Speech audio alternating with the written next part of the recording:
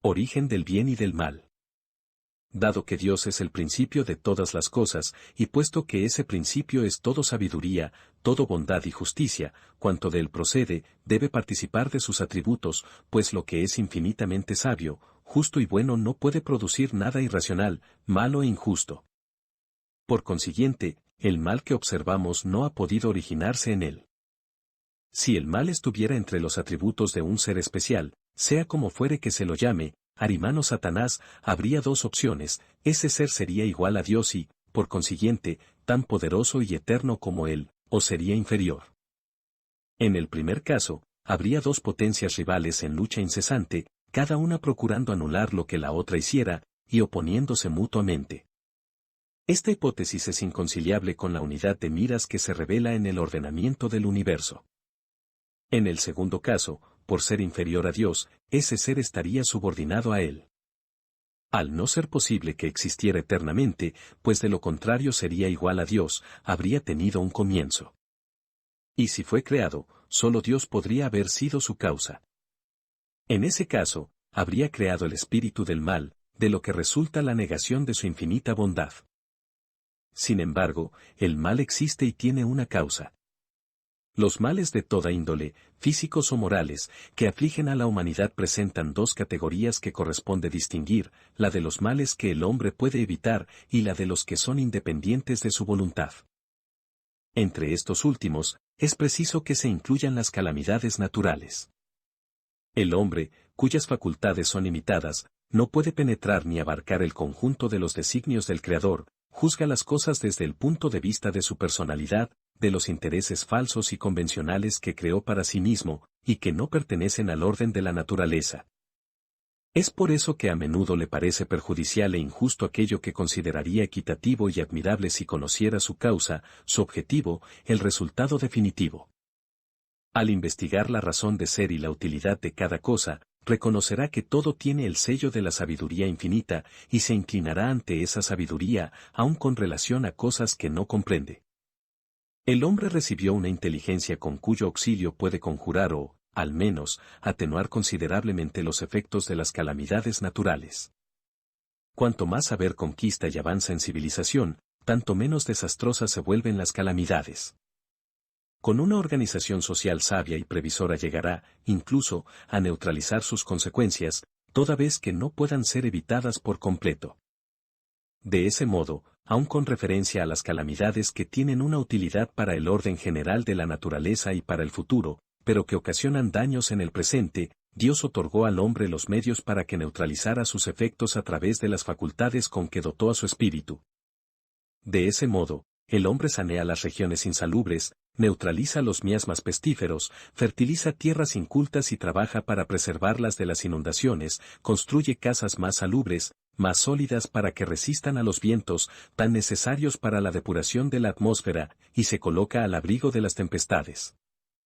Es así que finalmente, poco a poco, la necesidad le hace crear las ciencias, por medio de las cuales mejora las condiciones de habitabilidad del planeta y acrecienta su propio bienestar. Dado que el hombre debe progresar, los males a los que se haya expuesto constituyen un incentivo para el ejercicio de su inteligencia, de sus facultades físicas y morales, y lo incitan a la búsqueda de los medios para evitarlos.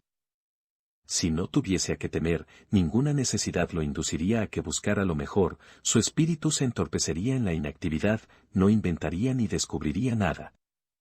El dolor es el aguijón que impulsa al hombre hacia adelante en la senda del progreso.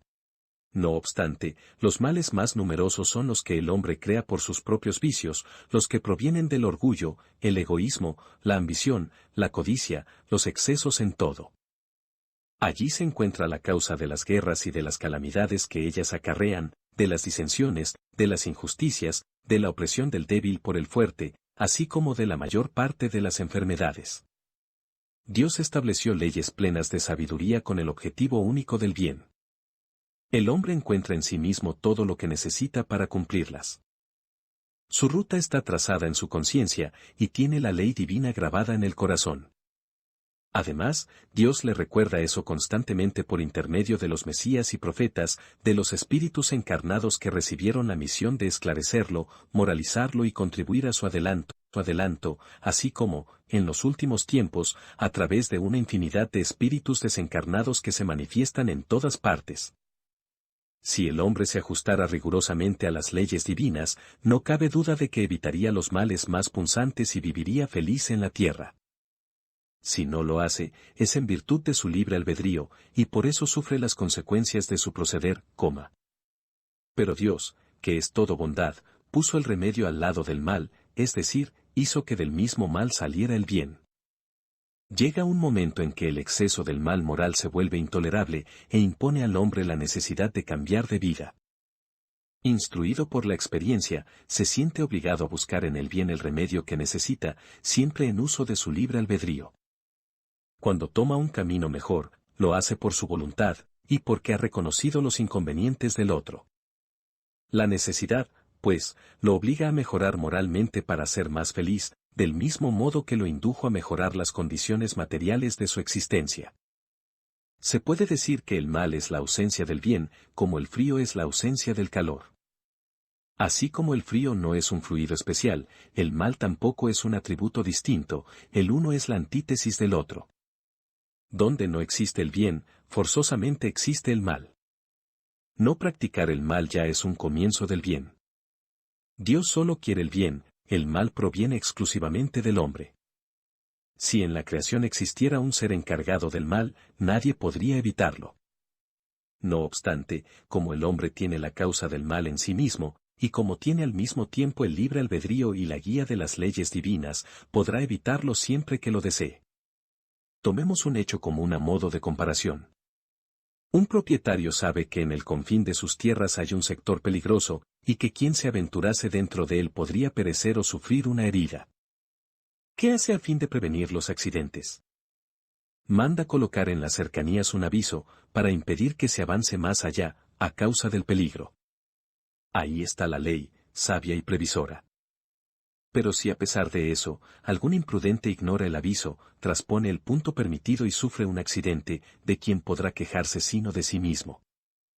También sucede eso con respecto al mal, el hombre lo evitaría si observara las leyes divinas. Dios, por ejemplo, puso un límite para la satisfacción de las necesidades, la saciedad es una advertencia para el hombre, si él supera ese límite, lo hace voluntariamente. Por consiguiente, los vicios, las enfermedades, la muerte que de ahí pueden resultar provienen de su imprevisión, y no de Dios. Puesto que el mal es el resultado de las imperfecciones del hombre, y como el hombre ha sido creado por Dios, se alegará que Dios ha creado, si no el mal, al menos la causa de éste. Si Dios hubiese creado perfecto al hombre, el mal no existiría. Si el hombre hubiese sido creado perfecto, tendería fatalmente al bien. Pero sucede que, en virtud de su libre albedrío, no tiende fatalmente ni al bien ni al mal. Dios ha querido que estuviese sujeto a la ley del progreso, y que ese progreso fuese el fruto de su propio trabajo, a fin de que tuviera el mérito de éste, de la misma manera que le cabe la responsabilidad del mal que practique por su propia voluntad. Por lo tanto, la cuestión consiste en averiguar cuál es, en el hombre, el origen de su propensión al mal. Si se estudiaran las pasiones, e incluso los vicios, se vería que el origen de ambos se encuentra en el instinto de conservación. Ese instinto está presente con toda su fuerza en los animales y en los seres primitivos más próximos a la animalidad, en los cuales domina en forma exclusiva, puesto que en ellos todavía no existe el contrapeso del sentido moral. El ser no ha nacido aún a la vida intelectual. Por el contrario, el instinto se debilita a medida que la inteligencia se desarrolla, porque ésta domina a la materia. El destino del espíritu es la vida espiritual, pero en las primeras fases de su existencia corporal solo tiene que satisfacer necesidades materiales y, a tal fin, el ejercicio de las pasiones constituye una necesidad para la conservación de la especie y de los individuos, materialmente hablando. Con todo, una vez que ha superado ese periodo, el error consiste en pretender que el alma haya salido perfecta de manos del Creador, cuando él, por el contrario, quiso que la perfección fuese resultado de la purificación gradual del espíritu y su propia obra. Quiso Dios que el alma, en virtud de su libre albedrío, pudiese optar entre el bien y el mal, y llegase a sus fines últimos a través de la lucha y la resistencia al mal. Si Dios hubiese creado al alma tan perfecta como él, y al hacerla salir de sus manos la hubiese asociado a su beatitud eterna, entonces no la habría hecho a su imagen, sino semejante a sí mismo. Bonnami, juez de instrucción, la razón del espiritismo, le presentan otras necesidades, al principio de carácter semimoral y semimaterial, y más tarde exclusivamente morales. Es entonces cuando el espíritu ejerce dominio sobre la materia, si se libera de su yugo, avanza por la senda providencial y se aproxima a su destino final. Si, por el contrario, se deja dominar por ella, se atrasa y se identifica con los irracionales. En esa situación, lo que antes era un bien, porque era una necesidad de su naturaleza, se transforma en un mal, no solo porque ya no constituye una necesidad, sino porque se vuelve perjudicial para la espiritualización del ser. Mucho de lo que es una cualidad en el niño, se vuelve un defecto en el adulto. De ese modo, el mal es relativo, y la responsabilidad es proporcional al grado de adelanto. Todas las pasiones tienen, por lo tanto, su utilidad providencial, y si no fuera así, Dios habría hecho algo inútil e incluso nocivo. El abuso es lo que constituye el mal, y el hombre abusa en virtud de su libre albedrío. Más adelante, ilustrado por su propio interés, elige